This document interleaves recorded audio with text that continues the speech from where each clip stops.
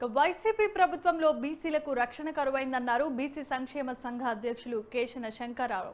Eluru శాంతినగర్లో camp కార్యాలయానికి వచ్చిన శంకరరావుకు ఘన స్వాగతం పలికారు. సామాజిక న్యాయం అంటూ గొప్పలు చెప్పుకుంటున్న జగన్ అన్ని రంగాల్లోనూ అదే విధానాలను కొనసాగించారా అంటూ ఆయన ప్రశ్నించారు. ఏలూరుతో తనకున్న అనుబంధాన్ని శంకరరావు గుర్తు చేసుకున్నారు.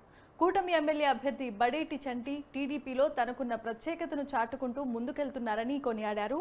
పుట్టా మహేష్ కు పార్లమెంటు సీటు కేటాయించడం బీసీల పట్ల చంద్రబాబుకున్న నిబద్ధతకు నిదర్శనమన్నారు. ఇక జగన్ బీసీలను ఓటు బ్యాంకుగా మాత్రమే చూస్తున్నారని ఎంపీ అభ్యర్థి పుట్టా మహేష్ మండిపడ్డారు. టీడీపీ బీసీలకు మొదటి నుంచే అండగా ఉంటుందన్నారు ఎమ్మెల్యే అభ్యర్థి బడేటి చంటి. అందుకే ప్రతి బీసీ సోదరుడు టీడీపీకి బ్రహ్మరథం పట్టాల్సిందిగా ఆయన సూచించారు. రానున్న ఎన్నికల్లో కూటమి గెలుపు తథ్యమంటూ చంటి ధీమా వ్యక్తం చేశారు.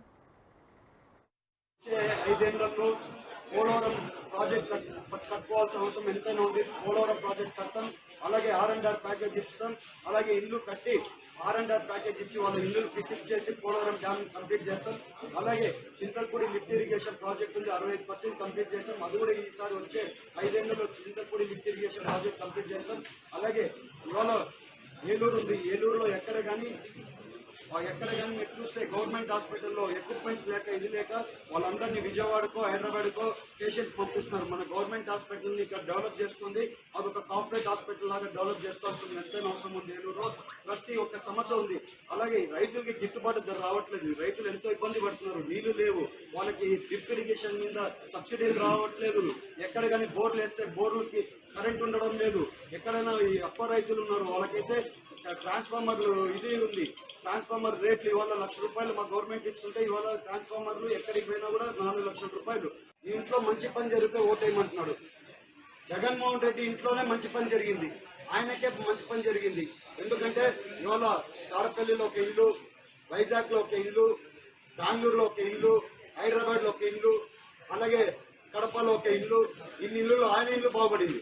అదే మీరు ఇవాళ చూస్తే బీదోళ్ళకి ఏం జరిగింది, ఇల్లు ఇచ్చాడు. ఒక సెంట్లో ఇల్లు ఇచ్చి ఏం చేశాడు, ఒక మంచం కూడా పెట్టడం లేదు ఆ సెంట్ ఇంట్లో. పడుకోవడానికి ఒక నలుగురు పడుకోవాలంటే ఆ ఇంట్లో పడుకోలేరు, వంట వండుకోవాలంటే వండుకోలేరు. ఎవరింట్లో మంచి జరిగిందండి? ఈ జగన్మోహన్ రెడ్డి పోయినసారి చెప్పిన హామీలన్నీ కూడా అన్ని అబద్ధాలే, ఇది కూడా అర్థమైనవి. ఇంకా వచ్చేది టీడీపీ పార్టీ గవర్నమెంట్ అని డిసైడ్ అయిపోయాడు. అతని మేనిఫెస్టో ఎక్కడైనా చూస్తే బీసీల గురించి ఒక్క ముక్క కూడా మేనిఫెస్టోలో ఎక్కడ చెప్పడం లేదు. ఇవాళ మా మేనిఫెస్టో చూస్తే ప్రతి వర్గానికి ప్రతి ఒక్కరికి కూడా బీసీ డిక్లరేషన్లో ప్రతి ఒక్కరికి న్యాయం జరుగుతుంది. ఈసారి ఎట్టి పరిస్థితుల్లో మీరు అందరూ కూడా ఒక ఛాన్స్ అని జగన్మోహన్ రెడ్డికి ఇచ్చారు. ఇవాళ మీరు చూస్తే ఎక్కడ కానీ పరిశ్రమలు రాలేదు, రోడ్లు రాలేదు, రోడ్లు అసలు దారుణంగా ఉన్నాయి రోడ్లు అయితే.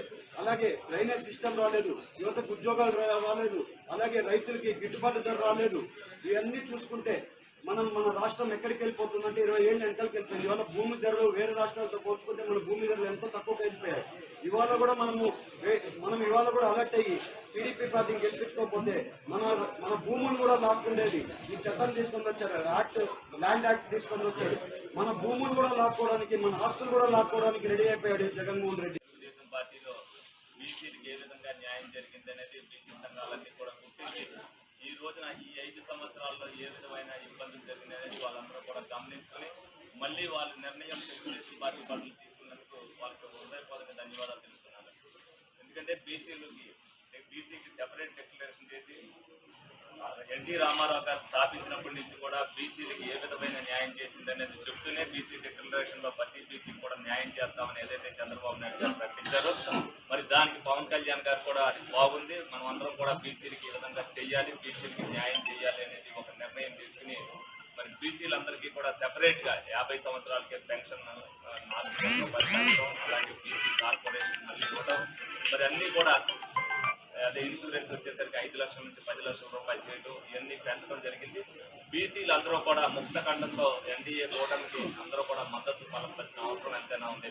ఎందుకంటే ఈ గవర్నమెంట్లో జరిగే దాడులు తెలుగుదేశం పార్టీలో బీసీలకు ఏ విధంగా న్యాయం జరిగిందనేది బీసీ సంఘాలన్నీ కూడా గుర్తించి ఈ రోజున ఈ 5 సంవత్సరాల్లో ఏ విధమైన ఇబ్బందులు జరిగినాయనేది వాళ్ళందరూ కూడా గమనించుకొని మళ్ళీ వాళ్ళ నిర్ణయం తెలుగుదేశం పార్టీ పనులు తీసుకున్నందుకు వాళ్ళకి హృదయపూర్వక ధన్యవాదాలు తెలుస్తున్నాను.